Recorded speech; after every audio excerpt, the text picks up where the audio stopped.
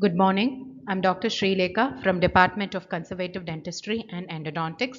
My topic for discussion today is Enterococcus faecalis.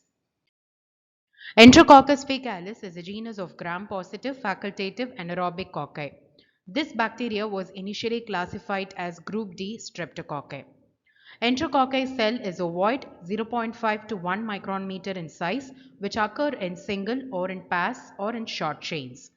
It is the most common enterococcal species in humans.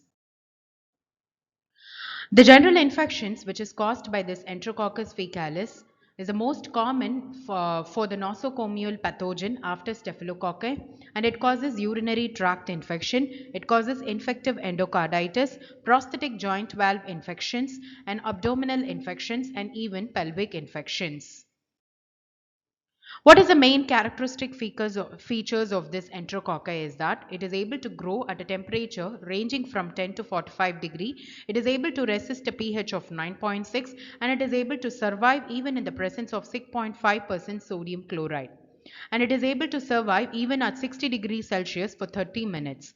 It is able to ferment mannitol, sucrose, sorbitol and esculin.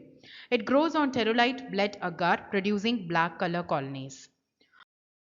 Other culture media which is used for the growth of Enterococcus faecalis is brain heart infusion agar and thioglycolate broth. It can also be detected using PCR, that is molecular polymerase chain reaction, which is a molecular diagnostic method, and direct gel gradient electrophoresis DNA hybridization technique.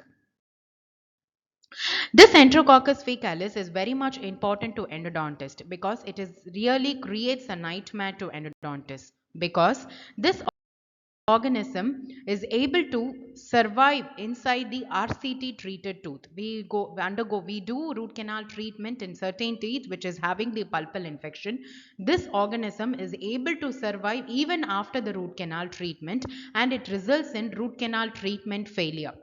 The real stubborn nature of this Enterococcus faecalis is that it is having an ability to survive in a harsh environmental condition. It is able to grow in a high salt concentration, wide temperature range survival. It is able to tolerate high pH, and it starves until an adequate nutrition supply becomes available.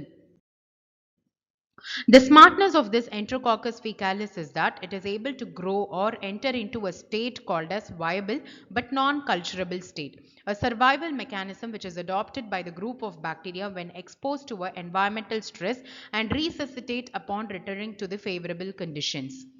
This viable but non-culturable state is a survival strategy adopted by bacteria when it is exposed to environmental stress.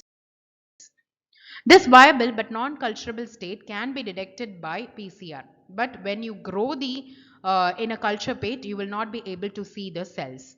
Viable but non-cultivable state of E. faecalis showed cell wall alteration that might provide protection against the unfavorable conditions.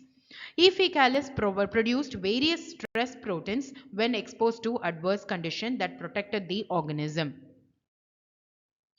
The ability and the determination of this Enterococcus faecalis is that it is able to survive in a well instrumentated and obturated root canal with scanty available nutrient.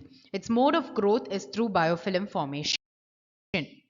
What is the significance of this biofilm formation by E. faecalis is that this organism has the ability to form a monospecies biofilm in a very well treated root canal, and because this biofilm it increases a broader range habitat for the growth of the organism. It has a metabolic diversity and efficiency. It has a potentiate. It helps the organism to compete with the other microorganism. It protects the organism from the host defense mechanism. It protects the organism from the antimicrobial agents, and it has the ability to have a genetic exchange between the other species that is surviving in a multi-species biofilm. This mode of communication between cell to cell is called as quorum sensing, and it is having an enhanced virulence factors and pathogenicity. This organism, this Enterococcus faecalis, is a real nightmare to the endodontist because even after the primary infection, we endodontists go for a root canal treatment. This organism survives inside the root canal treated tooth and it results in the failure of the treatment. So it is mainly responsible for causing RCT or root canal treatment failure, and it is responsible for causing secondary and persistent infection in a root canal treated tooth. So with this, I am ending my discussion today. The second part of my discussion is that how to eradicate this Enterococcus faecalis. Thank you.